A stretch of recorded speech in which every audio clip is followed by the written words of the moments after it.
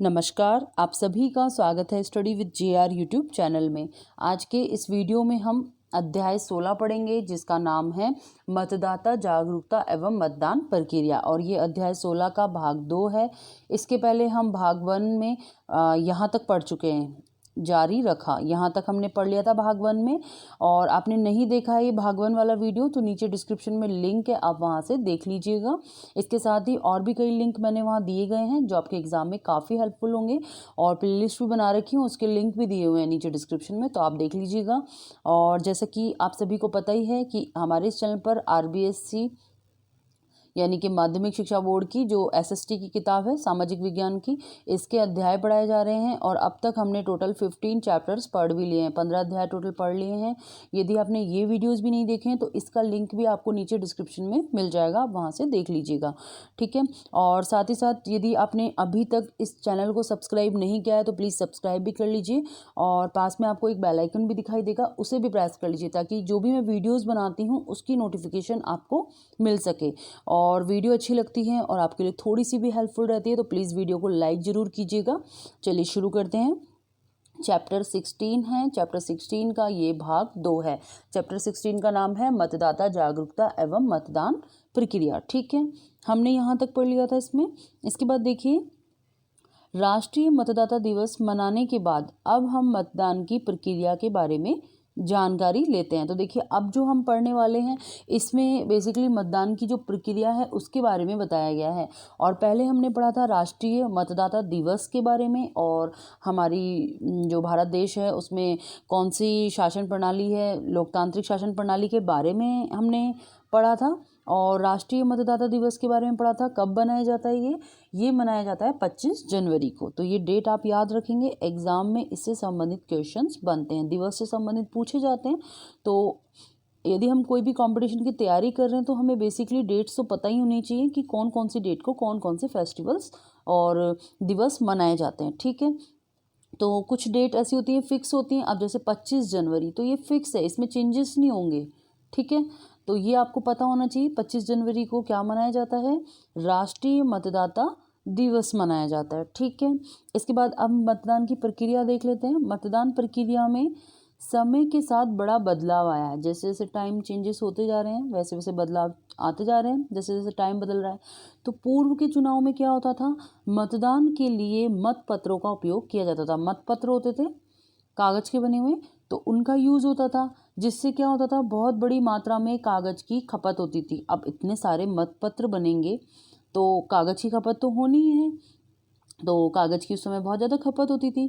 वर्तमान में अधिकांश चुनावों में ईवीएम मशीन का उपयोग होने लगा है, जिससे बड़े पैमाने पर कागज़ की बचत हुई है। अब क्या होता है, ईवीएम मशीन का यूज़ होता है, इससे क्या होता है, कागज़ की बचत हो जाती है और इससे पर्यावरण संरक्षण में भी मदद मिलती है। तो काफ़ी सही है ना ये। इसके बाद देखिए, मतदान का कार्य किस प्रकार पूरा होता है। तो देखिए, आइए पहले हम मतदान पत्र द्वारा मतदान की प्रक्रिया को समझते हैं। मतपत्र तथा ईवीएम द्वारा मतदान प्रक्रिया में कुछ भिन्नताएं होती हैं। देखिए, दोनों में डिफरेंस है। पहले मतपत्र होता था, आजकल ईवीएम मशीन चलती है, और इन दोनों में ही डिफरेंसेस हैं, अंतर हैं। देखिए, इसमें बताया गया है, आमतौर पर मतदान के लिए ईवीएम का प्रयोग होता है। आमतौर पर जो मतदान होते हैं उसके लिए ईवीएम का प्रयोग होता है, लेकिन कभी कभी विशेष मामलों में मतपत्र द्वारा भी मतदान कराया जाता है, जैसे पंचायत व सहकारी संस्थाओं के चुनाव। ये किस पे आधारित होते हैं, मतपत्र पर, ठीक है। तो मतपत्र द्वारा भी होते हैं। इसके बाद देखिए, मतदान द्वारा मतदान प्रक्रिया, तो ये दिखाई गई है मतपत्र द्वारा मतदान प्रक्रिया। जो मतपत्र बताया कागज का बना हुआ होता है, तो उसके द्वारा मतदान प्रक्रिया क्या होती है, सबसे पहले क्या होता है, मतपत्र तैयार करना। सबसे पहले मतपत्र तैयार होता है। ग्राम पंचायत के पंच और सरपंच चुनाव के मतपत्रों में केवल चुनाव चिन्ह ही मुद्रित होते हैं, उम्मीदवार के नाम मुद्रित नहीं होते। फिर देखिए, नियमानुसार चुनाव चिन्ह आवंटन के पश्चात उम्मीदवारों के नाम संबंधित रिटर्निंग ऑफिसर द्वारा हाथ से लिखे जाते हैं, ठीक है। इसके बाद क्या होता है, उम्मीदवारों की सूची बनाना। पंचायत समिति व जिला परिषद के सदस्यों के निर्वाचन हेतु नामांकन प्रक्रिया पूर्ण होने पर चुनाव अधिकारी द्वारा चुनाव लड़ने वाले उम्मीदवारों की सूची बनाई जाती है। मान्यता प्राप्त राजनीतिक दलों के उम्मीदवारों को उनके दल का चुनाव चिन्ह आवंटित कर मतपत्र छपवाए जाते हैं। ठीक है, इसके बाद इन मतपत्रों में चुनाव चिन्ह के साथ ही उम्मीदवारों के नाम भी मुद्रित होते हैं। ठीक है, इसके बाद देखिए 3rd नंबर पे है मतदाता सूची प्रकाशित करवाना। प्रत्येक चुनाव से पूर्व फोटो युक्त मतदाता सूचियों का पुनरीक्षण करके उन्हें अद्यतन किया जाता है। इसमें नए मतदाताओं के नाम जोड़े व मृत मतदाताओं के नाम हटाए जाते हैं। मतलब जो 18 साल के बच्चे हुए हैं और या 18 साल से अधिक के हो गए हैं तो उनके नाम तो ऐड किए जाते हैं, जिस किसी का नाम ऐड नहीं है तो, और जो मर जाते हैं उनके नाम हटाए जाते हैं। ठीक है, इसके बाद देखिए मतदान केंद्रों का निर्धारण किया जाता है। पंचायती राज चुनाव में मतदान केंद्र पंचायत मुख्यालय पर सामान्यतः सरकारी व अर्ध सरकारी भवनों को बनाया जाता है ताकि रिटर्निंग ऑफिसर मतदान अधिकारी मतदान को प्रभावी रूप से संपन्न करा सकें व मत पेटियों को एक स्थान से दूसरे स्थान पर ले जाने की जरूरत भी ना पड़े।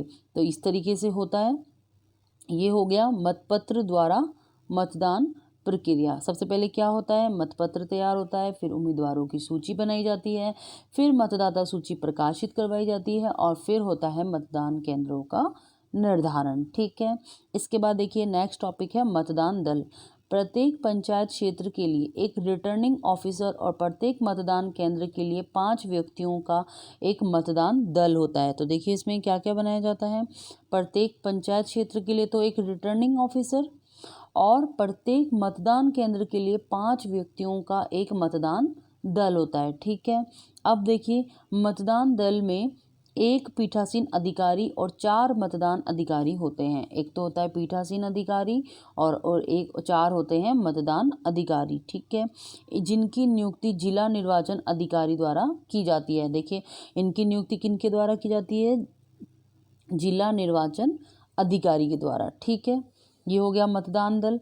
फिर हो गया 5वें नंबर पे मतदान करना। मतदाता द्वारा मतदान केंद्र में प्रवेश करते ही मतदाता सूची से मतदाता के नाम का मिलान किया जाता है। ठीक है, ये देखिए मतदाता सूची से मतदाता के नाम का मिलान, इस तरीके से मिलान किया जाता है। उसके बाद देखिए उसके बाद मतदाता के बाएं हाथ की उंगली तर्जनी पर अमिट स्याही लगाई जाती है तथा आवश्यक प्रविष्टियों के बाद उसे मतपत्र दिया जाता है। इसके बाद देखिए मतदाता मतदान कैबिन में गुप्त रूप से मतपत्र पर मोहर लगाकर अपना वोट देता है। उसके बाद मतदाता मतपत्र को मोड़कर पीठासीन अधिकारी व मतदान एजेंटों के सामने मतपेटी में डालता है। इस प्रकार मतदान की प्रक्रिया संपन्न होती है। ठीक है, इसके बाद देखिए 6ठा पॉइंट है मतगणना व परिणामों की घोषणा। फिर देखिए संबंधित रिटर्निंग अधिकारी अपनी उपस्थिति में मतों की गणना करवाता है और मतगणना के पश्चात परिणाम की घोषणा करता है और विजयी उम्मीदवार को शपथ दिलाता है। ठीक है, इस प्रकार से ये चीज़ें होती हैं। देखिए सबसे पहले क्या होगा, मतपत्र द्वारा अगर मतदान प्रक्रिया हो रही है तो सबसे पहले मतपत्र तैयार होगा, फिर उम्मीदवारों की सूची बनेगी, फिर मतदाता सूची प्रकाशित होगी, उसके बाद मतदान केंद्रों का निर्धारण होगा, है ना। और इसके लिए मतदान दल होते हैं, कौन कौन से अधिकारी कार्य करते हैं ये बताया गया है। इसके बाद मतदाता मतदान करेगा, है ना, और मतदान करने के बाद क्या होगा, मतगणना व परिणामों की घोषणा होगी। जो भी वोट डाले गए हैं उनकी गणना होगी, कितने वोट डले हैं कौन से प्रतिनिधि को, और उसके बाद परिणाम की घोषणा होगी, है ना, और जो जीत जाता है उसको शपथ दिलाई जाती है। ठीक है, ये सारे कार्य होते हैं। इसके बाद देखिए चुनाव के दिनों में प्राय नोटा शब्द सुनते हैं। गुरुजी ये नोटा क्या है। अब देखिए एक शब्द जुड़ गया है नोटा। अब पूछ रहे हैं, यहाँ पे बताया गया है नोटा के बारे में कि नोटा शब्द क्या है। जब भी आपने देखा होगा, अगर आप वोट डालने गए होंगे तो आपको ये शब्द जरूर से देखने को मिला होगा, नोटा शब्द। अब देखिए नोटा शब्द क्या है। नोटा का अर्थ होता है इनमें से कोई नहीं। देखिए बहुत सारे लोग जो होते हैं चुनाव के लिए खड़े होते हैं और उनके ये चिन्ह और ये इस तरीके से बने होते हैं, है ना। आजकल जो मतदान प्रक्रिया होती है, देखिए इसमें ईवीएम में नोटा का बटन, ये बटन जो है ईवीएम में होता है। इस तरीके से देखिए हम जब वोट डालते हैं, जो भी हमें पसंद होता है प्रतिनिधि, उसके सामने हम इसको प्रेस कर देते हैं, है ना। और लास्ट में होता है नोटा। इसका मतलब ये होता है कि ये जितने भी प्रतिनिधि है ना वो हमें कोई भी पसंद नहीं है, इनमें से कोई नहीं, हम किसी को वोट देना नहीं चाहते, इसका अर्थ ये होता है। ठीक है, तो नोटा का अर्थ क्या है, इनमें से कोई नहीं, मतलब जो भी अब खड़े हुए हैं प्रतिनिधि, इनमें से हमें कोई भी पसंद नहीं है। सभी स्तर के निर्वाचनों में मतदाताओं के लिए मतपत्रों व ईवीएम में नोटा उपयुक्त में से कोई नहीं का विकल्प उपलब्ध कराया जाता है। ठीक है, यदि मतदाता को ऐसा लगता है कि कोई भी उम्मीदवार उसके विचार से उपयुक्त नहीं है तो नोटा उपयुक्त में से कोई नहीं का बटन दबाकर या नोटा पर मोहर लगवाकर अपना मत देता है। ठीक है, नोटा का मत किसी भी उम्मीदवार के हिस्से में नहीं आता। अगर नोटा दबा दिया जाता है तो इसका अर्थ ये है कि वो किसी भी, जो भी जितने भी उम्मीदवार हैं ना, उन किसी के हिस्से में नहीं जाएगा। ठीक है, ये देखिए ईवीएम में नोटा का बटन ये लास्ट में होता है इस तरीके से। ठीक है, इसके बाद देखिए अभी आपने बताया कि आजकल ईवीएम द्वारा मतदान होता है, ये मशीन मतदान में कैसे मदद करती है। तो देखिए अब ईवीएम के बारे में बताया गया है कि आपने ठीक कहा सोन, आजकल ईवीएम और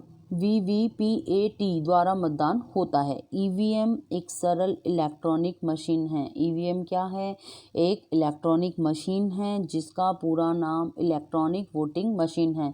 क्या नाम है पूरा इसका, इलेक्ट्रॉनिक वोटिंग मशीन, जिसे शॉर्टकट में कहा गया है ईवीएम। ई से इलेक्ट्रॉनिक, वी से वोटिंग और एम से मशीन बन गया, तो EVM it means electronic voting machine. मतपत्रों के स्थान पर मतों को रिकॉर्ड करने के लिए इसका उपयोग किया जाता है। ईवीएम में एक कंट्रोल यूनिट व एक बैलेट यूनिट होती है। ईवीएम में क्या होता है, एक कंट्रोल यूनिट होती है और एक बैलेट यूनिट होती है। कंट्रोल यूनिट पीठासीन अधिकारी के पास रहती है और बैलेट यूनिट गुप्त मतदान हेतु बनाए गए मतदान प्रकोष्ठ में रखी जाती है। मतदाता बैलेट यूनिट पर अपनी पसंद के उम्मीदवार के सामने का नीला बटन दबाता है तथा बीप की आवाज़ के साथ लाल बत्ती जलती है और मतदान हो जाता है। तो देखिए कौन सा बटन दबाया जाता है, नीला बटन दबाया जाता है, बीप की आवाज़ आती है और इसके साथ लाल बत्ती जलती है। इससे इसका अर्थ ये होता है कि मतदान हो गया है। ठीक है, अब देखिए ईवीएम इलेक्ट्रॉनिक वोटिंग मशीन से मतदान के लाभ, क्या क्या इसके फ़ायदे हैं। तो देखिए मतों के निरस्त होने की संभावना समाप्त हो जाती है। सबसे पहला पॉइंट यही है कि जो वोट दिए जाते हैं ना, निरस्त हो जाते हैं, तो इसकी संभावना बिल्कुल समाप्त हो जाती है, चांस ही नहीं रहता। दूसरा है मतगणना की प्रक्रिया आसान और जल्दी हो जाती है। इस मशीन से क्या होता है, जो मतगणना होती है ना, वो जो वोट की काउंटिंग होती है वो जल्दी हो जाती है और आसान हो जाती है। तीसरा है कागज़ व छपाई की लागत बहुत कम हो जाती है। जो कागज़ छपाई होते हैं ना मतपत्र में, तो उसकी लागत कम हो जाती है, क्योंकि एक मतदान केंद्र पर हजारों मतपत्रों के स्थान पर केवल एक मतपत्र की ही आवश्यकता होगी, जो कि बैलेट यूनिट पर चिपकाया जाता है। ठीक है, इसके बाद देखिए मतदान की गति ज़्यादा रहती है और मतदान भी स्पीड से होता है, तेज रहती है गति। गुरुजी फिर देखिए ईवीएम के बारे में तो समझ में आ गया, लेकिन ये वीवीपीएटी क्या है, आप देखिए इसके बारे में बताया गया है कि ये वीवीपीएटी क्या है। वीवीपीएटी का पूरा नाम है voter verifiable paper audit trial. क्या नाम है वीवीपीएटी का पूरा नाम, voter verifiable paper audit trial. ठीक है, यह एक प्रिंटर डिवाइस है जिसको ईवीएम के कंट्रोल यूनिट व बैलेट यूनिट से जोड़ा जाता है। ये क्या है, ये एक प्रिंटर डिवाइस है जिसको ईवीएम के कंट्रोल यूनिट व बैलेट यूनिट से जोड़ा जाता है। मतदान होते ही प्रिंटर द्वारा बैलेट पर्ची प्रिंट हो जाती है जिसमें मतदाता की पसंद की उम्मीदवार का क्रमांक, नाम और चुनाव चिन्ह अंकित होता है और यह पर्ची क्या होती है, 7 सेकंड के लिए पारदर्शी बॉक्स में मतदाता को दिखाई देती है। उसके बाद पर्ची प्रिंटर के ड्रॉप बॉक्स में चली जाती है और बीप की आवाज़ सुनाई देती है।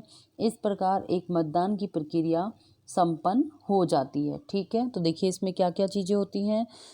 यह क्या है, प्रिंटर डिवाइस है, इस जिसको ईवीएम के कंट्रोल यूनिट और बैलेट यूनिट से जोड़ा जाता है। ठीक है, ईवीएम एक कंट्रोल यूनिट होती है और एक बैलेट यूनिट, तो उनसे जोड़ा जाता है। कौन सी मशीन को, वीवीपीएटी को। ठीक है, पूरा नाम क्या है, voter verifiable paper audit trial. ठीक है, इसके बाद क्या होता है, मतदाता जो होता है अपनी पसंद के उम्मीदवार का क्रमांक, नाम और चुनाव चिन्ह अंकित होता है ना।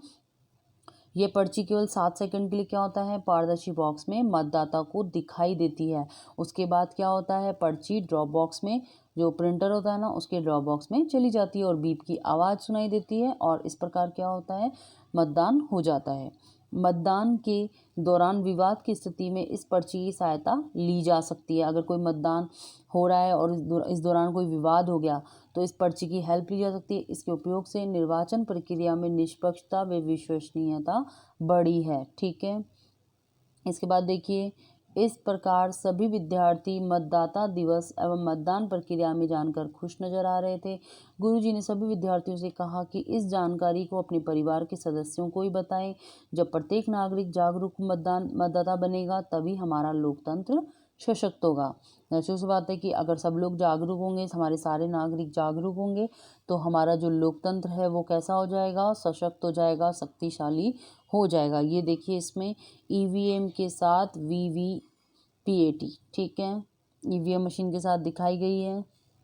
तो इसी के साथ ये हमारा चैप्टर कंप्लीट हो गया है। उम्मीद करती हूँ वीडियो आपके लिए हेल्पफुल रही होगी। वीडियो हेल्पफुल रही तो प्लीज़ वीडियो को लाइक कर दीजिए और अब जो नेक्स्ट वीडियो आएगा उसमें हम इसके ये शब्दावली और अभ्यास प्रश्न करेंगे। तो इस वीडियो के साथ ही हमारा चैप्टर फिनिश हो गया है। धन्यवाद।